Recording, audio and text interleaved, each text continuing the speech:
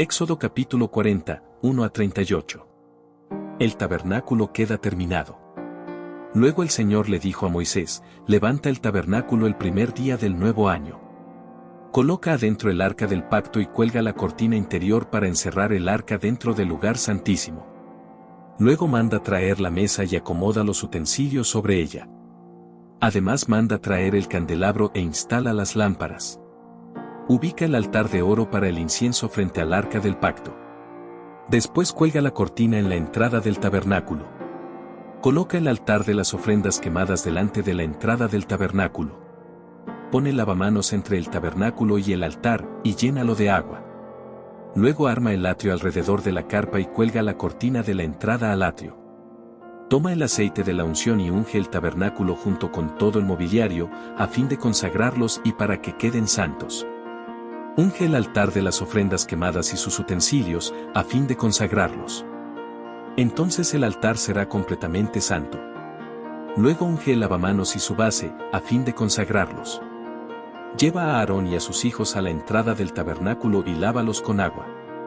Ponle a Aarón las vestiduras sagradas y úngelo, así quedará consagrado para servirme como sacerdote. Luego haz que se acerquen sus hijos y vístelos con sus túnicas. Úngelos como ungiste a su padre, para que ellos también me sirvan como sacerdotes. Al ungirlos, los descendientes de Aarón quedan apartados para el sacerdocio por siempre, de generación en generación. Moisés hizo todo lo que el Señor le había ordenado. Así que el tabernáculo fue armado el primer día del primer mes del segundo año. Moisés levantó el tabernáculo, primero situó las bases, encajó los soportes, fijó los travesaños y colocó los postes. Luego extendió las cubiertas sobre el armazón del tabernáculo y puso las capas protectoras encima, tal como el Señor le había ordenado. Entonces tomó las tablas de piedra grabadas con las condiciones del pacto y las puso dentro del arca.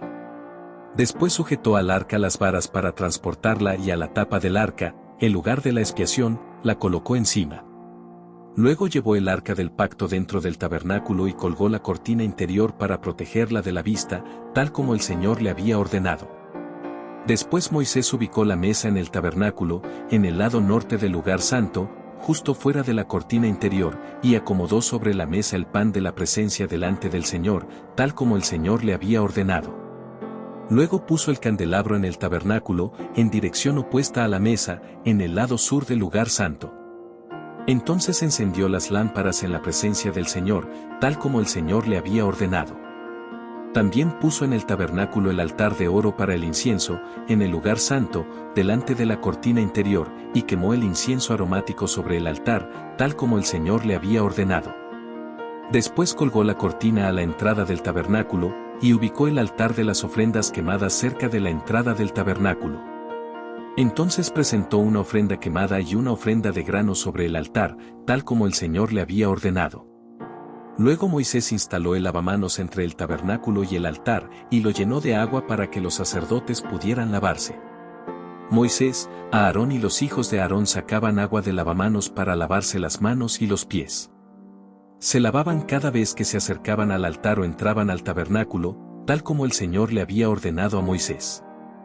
Después Moisés colgó las cortinas que daban forma al atrio que rodea el tabernáculo y el altar.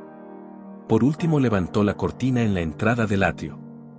Así por fin terminó Moisés el trabajo. La gloria del Señor llena el tabernáculo.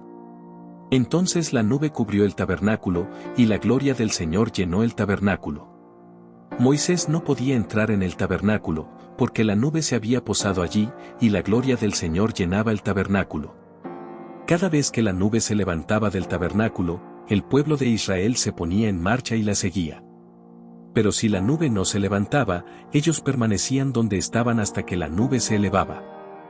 Durante el día, la nube del Señor quedaba en el aire sobre el tabernáculo y, durante la noche, resplandecía fuego dentro de ella, de modo que toda la familia de Israel podía ver la nube.